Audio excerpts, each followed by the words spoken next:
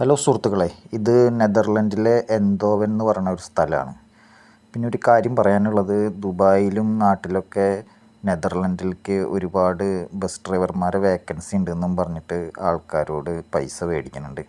ഞാനിവിടെ അന്വേഷിച്ച് പറഞ്ഞത് ഇവിടെ EU ലൈസൻസ്, യൂറോപ്യൻ ലൈസൻസ് ഉള്ളവരെ മാത്രമാണ് എടുക്കണത് പബ്ലിക് ട്രാൻസ്പോർട്ടിലോട്ട്. അപ്പം കൂടുതലും ദുബായിൽ നിന്നാണ് ഈ പറ്റിക്കൽസ് നടക്കുന്നത്. അപ്പോൾ അവർ പറയണത് ഇവിടെ വന്നിട്ട് നമുക്കൊരു വർഷം വണ്ടി ഓടിക്കാം, വണ്ടി ഓടിക്കണതിൻ്റെ ഇടയിൽ നമുക്ക് ലൈസൻസ് എടുക്കാം. ഇത് ഇവിടുത്തെ പബ്ലിക് ട്രാൻസ്പോർട്ടാണ് പോണത്.